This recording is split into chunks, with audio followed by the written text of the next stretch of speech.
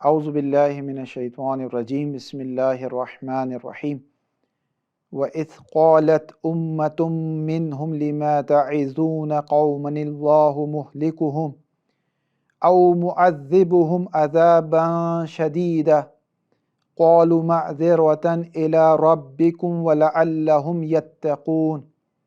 گفتگو ہماری اصحاب سبت پر جاری ہے، اور یہ وہ افراد تھے جو اس وقت کے حساب سے ایلا تھا جو آج کے حساب سے ایلات ہے، اور دریا احمر کے کنارے یہ یہودیوں کی بستی تھی، بنی اسرائیل کے افراد تھے جو یہاں پر آباد تھے، اور ظاہر ان کا پیشہ وہی تھا کہ یہ ماہی گیر تھے، مچھلیاں پکڑتے تھے، خود بھی کھاتے تھے اور اسے فروخت کرتے تھے۔ انہیں پروردگار کی طرف سے منع تھا کہ ہفتے کے دن شکار نہیں کریں گے، اور اس کے بعد پورا ہفتہ یہ شکار کر سکتے تھے، لیکن جس چیز سے منع کیا تھا وہی کام انہوں نے کیا، اور ہفتے کے دن انہوں نے پروردگار متعال کے حکم کی نافرمانی کی، اور چال بازی کے ذریعے سے، دھوکہ دہی کے ذریعے سے، فریب کے ذریعے سے مچھلیوں کا شکار کرنا شروع کر دیا۔ یہ وہ خلاصہ تھا جو گزشتہ درس میں آپ نے جان لیا۔ اس آیت میں پروردگار فرما رہا ہے وَإِذْ قَالَتْ أُمَّةٌ مِّنْهُمْ، ان بنی اسرائیل میں سے ایک امت نے یہ بات کہی، ایک گروہ نے یہ بات کہی، لِمَا تَعِظُونَ قَوْمًا اللَّهُ مُهْلِكُهُمْ، کہ تم کیوں واعظ و نصیحت کرتے ہو اس قوم کو جسے اللہ ہلاک کرنے والا ہے، او مُعَذِّبُهُمْ عَذَابًا شَدِيدًا، یا ایک شدید عذاب دینے والا ہے۔ دیکھیں یہاں سے یہ بات واضح ہو رہی ہے اس آیت میں کہ بنی اسرائیل میں کچھ گروہ پیدا ہو گئے تھے، کہ درود پڑھیے محمد و آل محمد پر۔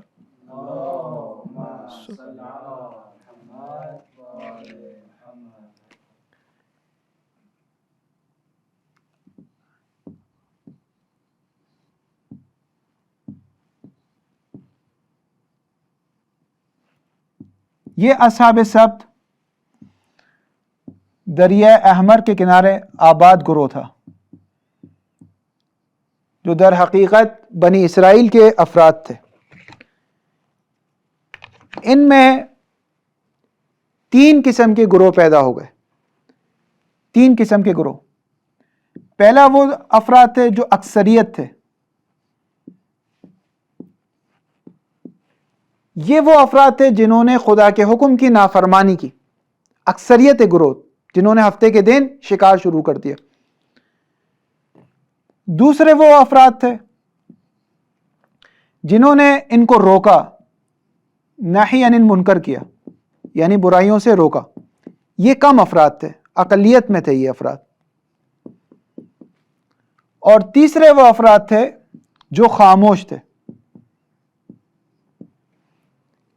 یہ جو تیسرے افراد تھے، ان افراد کے بارے میں یہ آیت ہے۔ یہ جو تیسرے افراد تھے یہ خود شکار نہیں کر رہے تھے، انہیں سمجھ میں آ رہا تھا کہ چونکہ خدا نے منع فرمایا ہے، خدا نے ممنوع قرار دیا ہے، تو ہم شکار نہیں کریں گے، لیکن یہ اس برائی سے روک نہیں رہے تھے جو اس معاشرے میں رائج ہو چکی تھی، اس برائی سے منع نہیں فرما رہے تھے، بلکہ برعکس یہ جو تیسرے افراد ہیں، یہ جو خاموش افراد تھے، یہ دوسرے والوں کو بھی منع کر رہے تھے، اور کہہ رہے تھے کیوں اپنا ٹائم ضائع کر رہے ہو، کیوں اپنی انرجی ویسٹ کر رہے ہو، کیوں خواہ میں انہیں منع کر رہے ہو، یہ لوگ باز آنے والے نہیں ہیں، ان کے حال پہ چھوڑ دو۔ جیسا کہ ہم آج کل کہتے ہیں نا، وہ جانے خدا جانے، وہ جانے اس کی قبر جانے، ہمیں کیا ضرورت پڑتی ہے ہم کسی کے پرسنل معاملات میں انٹرفیئر کریں، ہم کسی کی شخصی زندگی میں مداخلت کریں، ہمیں کیا ضرورت پڑتی۔ خاموش افراد جو خود گناہ نہیں کرتے، خود گناہ کو غلط سمجھتے ہیں، خود خدا کی معصیت نہیں کرتے، لیکن غلط لوگوں کو روکتے بھی نہیں ہیں۔ یہ قرآن ان تیسرے افراد کے بارے میں کہہ رہا ہے وَإِذْ قَالَتْ أُمَّةٌ مِّنْهُمْ، یہ ہم کی جو ضمیر ہے، پروناؤن ہے، یہ جاتے ہیں انہی بنی اسرائیل کی طرف جو دریا کے کنارے آباد تھے۔ ان میں سے ایک گروہ نے کہا، کس کو کہا؟ تیسرے والے نے دوسرے والوں سے کہا، پہلے والوں سے کچھ نہیں کہا، جو شکار کر رہے ہیں نا ان سے کچھ نہیں کہا، بلکہ نہیں یعنی منکر کرنے والوں سے کہا۔ کیا کہا؟ لما تعظون، کہ کیوں تم واعظ کرتے ہو، ڈراتے ہو، نصیحت کرتے ہو، کس کو؟ قومن، اس قومن سے مراد پہلے والے افراد ہیں جو شکار کر رہے ہیں ہفتے کے دن، کہ تم کیوں ڈرا رہے ہو، کیوں واعظ و نصیحت کر رہے ہو؟ قومن اللہ مہلکہم، اس قوم کو جسے اللہ ہلاک کر دے گا۔ کیوں ہلاک کر دے گا؟ کیونکہ یہ سمجھ رہے تھے، بخوبی سمجھ رہے تھے کہ یہ افراد خدا کی نافرمانی کر رہے ہیں، خدا کی معصیت کر رہے ہیں۔ انہیں یہ سمجھ میں آ رہا تھا کہ خدا کی معصیت نہیں کرنی چاہیے، لیکن یہ سمجھ میں نہیں آ رہا تھا کہ معصیت کرنے والوں کو روکنا بھی چاہیے۔ جو شر پھیلا رہے زمین میں، جو فساد پھیلا رہے زمین میں، جو خدا کے حکم کی نافرمانی کر رہے ہیں، انہیں روکنا بھی چاہیے، نہیں یعنی منکر بھی کرنا چاہیے۔ یہ سمجھ نہیں آ رہا تھا انہیں۔ یہ بہت بڑا مسئلہ ہے، اور آپ جا کر دیکھیں گے اس کے بعد والی آیتوں میں کہ یہ لوگ بھی ہلاک ہو گئے، حالانکہ انہوں نے شکار نہیں کیا، دنیاوی فائدہ بھی حاصل نہیں کیا، خدا کی معصیت بھی نہیں کی، لیکن اس کے باوجود بھی یہ نجات نہیں پا سکے، اس کے باوجود بھی کامیاب نہیں ہو سکے، اس کے باوجود بھی فائزون میں ان کا نام نہیں آیا، اس کے باوجود بھی نجات پانے والوں میں ان کا ذکر نہیں ہوا۔ کیوں نہیں ہوا؟ کیونکہ ان لوگوں نے برائی کرنے والوں کا راستہ نہیں روکا۔ نہ صرف یہ کہ راستہ نہیں روکا، بلکہ راستہ روکنے والوں کو منع کر رہے تھے۔ اچھا، اس وجہ سے منع نہیں کر رہے تھے کہ وہ انہیں اچھا سمجھتے تھے، اس وجہ سے منع نہیں کر رہے تھے، بلکہ اس وجہ سے منع کر رہے تھے کہ اپنا ٹائم ضائع نہ کرو، چھوڑ دو، ان کے حال پر چھوڑ دو، جیسا کرنا ہے ان کو کرنے دو، ان پر تو خدا کا عذاب آ جائے گا، تم کیوں زحمتیں برداشت کر رہے ہو؟ لما تعظون قوما اللہ مہلکہم، انہوں نے کہا کہ ایسی قوم کو چھوڑ دو، انہیں واعظ و نصیحت نہ کرو جسے اللہ ہلاک کر دے گا۔ او معذبہم عذابا شدیدا، یا اس پر ایک عذاب شدید آ جائے گا، کہ عذاب شدید سے مراد عذاب دنیاوی ہے، کہ دنیا میں ایک شدید عذاب آ جائے گا ان کے اوپر۔ اب قرآن مجید فرماتا ہے، جواب دیتا ہے کہ ان لوگوں نے، یہ افراد قرآن کی نگاہ میں وہ افراد ہیں جو نجات پا گئے، نجات انہیں عطا ہوئی، کامیابی انہیں عطا ہوئی۔ ان افراد کو نہ انہیں عطا ہوئی، نہ انہیں عطا ہوئی، فقط انہیں عطا ہوئی کامیابی، کامرانی، نجات، پیروزی، وہ انہیں عطا ہوئی۔ کیوں عطا ہوئی؟ ان کا جواب قرآن مجید بیان فرما رہا ہے یہاں سے۔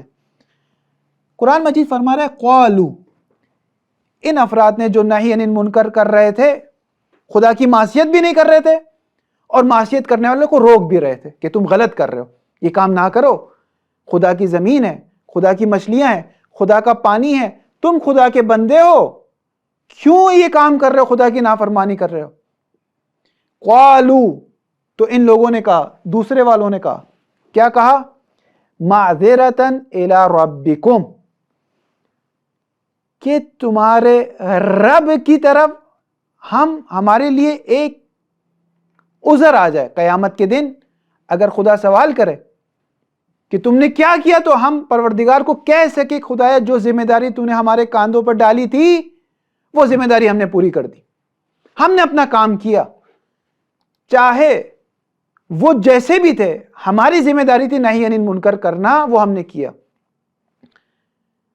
وَلَعَلَّهُمْ يَتَّقُونَ، اور شاید امید ہے کہ ہمارے بار بار منع کرنے سے وہ لوگ بھی باز آ جائیں، وہ لوگ بھی خدا کی معصیت سے رک جائیں۔ دیکھیں، دو مقصد تھے ان کے، ایک پروردگار کے یہاں یہ کہنا کہ خدایا ہم نے اپنا کام کر دیا، دوسرا شاید وہ لوگ راہ راست پر آ جائیں۔ نہی عن المنکر کرنے والا، امر بالمعروف کرنے والا بہت جلدی امید کا دامن چھوڑ نہیں دیتا، بلکہ امیدوار ہوتا ہے۔ ہمارے یہاں اندر کیا مسئلہ ہے، ہم پہلے سے طے کر لیتے، نہیں یہ صحیح نہیں ہوگا، یہ شخص گانے سن رہا ہے، اگر آپ اسے روکیں گے، نہیں یہ صحیح نہیں ہوگا، آقا صاحب اسے چھوڑ دیں، یہ صحیح نہیں ہوگا، بہت جلدی نتیجہ کر لیتے ہیں، ججمنٹل ہو جاتے ہیں. ایک خاتون ہے، اگر اس کا حجاب صحیح نہیں ہے، ممکن ہے 2-3 بار اسے سمجھایا جائے وہ سمجھ جائے گی، لیکن ہم پہلے سے اپنے ذہن میں بنا لیتے نہیں، اب وہ کبھی بھی نہیں سمجھے گی. ایک شخص حرام طریقے سے پیسے کما رہا ہے، اگر اسے 2-3 بار تذکر دیا جائے تو وہ سمجھ جائے گا، بہت چانس ہے، بہت امید ہے کہ اسے سمجھ میں آ جائے، لیکن نہیں، ہم پہلے سے کہہ دیتے نہیں، یہ رائے راست پر نہیں آئے گا. تو ان لوگوں نے کہا 2 باتیں کی، 2 باتیں.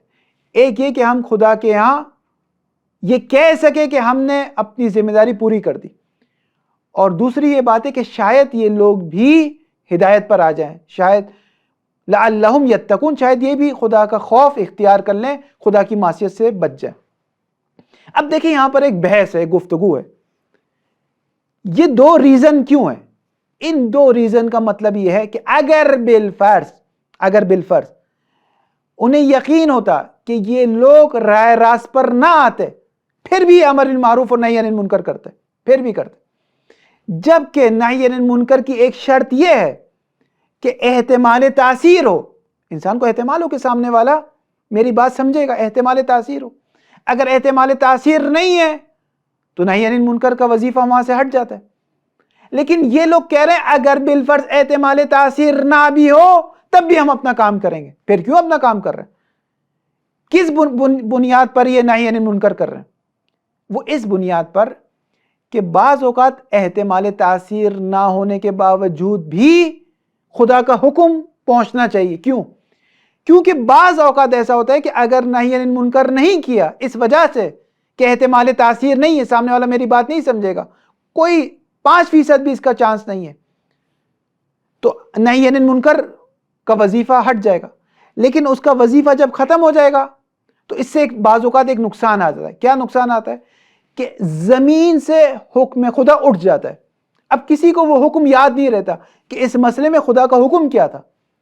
تو بعض اوقات نہی عن المنکر کر کے حکم خدا کو زندہ کیا جاتا ہے.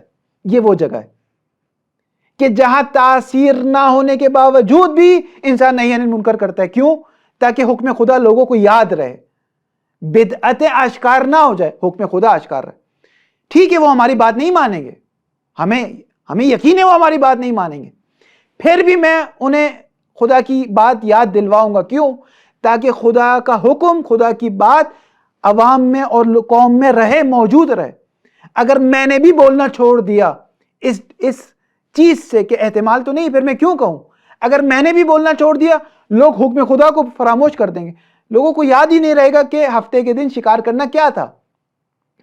تو بعض اوقات نہی عن المنکر کی وجہ یہ ہوتی ہے، جیسا کہ اس آیت میں اس چیز کی طرف ظہور اور نکل رہا ہے کہ ان لوگوں نے کہا کہ ہم جو نہی عن المنکر کر رہے ہیں اس کی 2 وجہ.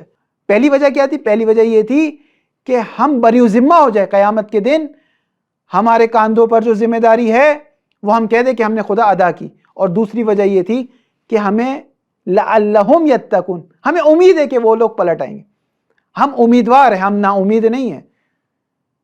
انسان ہر شخص سے امیدوار رہے کہ اگر بالفرض دوسری وجہ نہ ہوتی تب بھی پہلی وجہ ہے اور ہم نہی عن المنکر کریں گے. یہاں سے آخری نقطہ اس میں یہ ہے کہ آپ دیکھیں انہوں نے کہا معذرتاً الی ربکم، اس میں ایک نقطہ ہے. ایک درود پڑھیے محمد و آل محمد پر.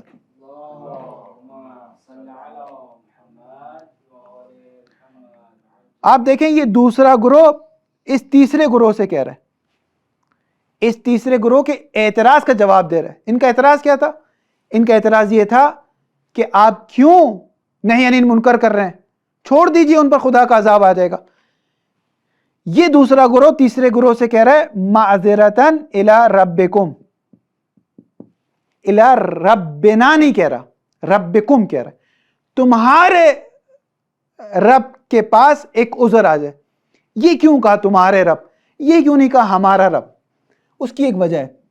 اس کی وجہ یہ ہے کہ وہ انہیں سمجھا سکے دیکھو نہی عن المنکر تم پر بھی واجب ہے، تمہاری بھی یہ ذمہ داری بنتی تھی کہ تم انہیں روکو، اب تم انہیں روک تو نہیں رہے ہو، تو یہ نہ روک کر تم غلط کام کر رہے ہو اور الٹا ہمیں روک رہے ہو، یہ غلط ہے.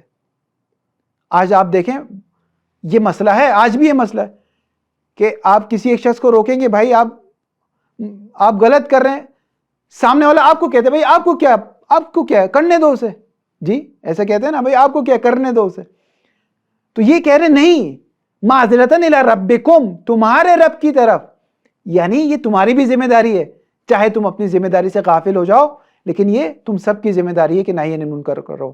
وصلی اللہ علی محمد وآلہ الطاہرین۔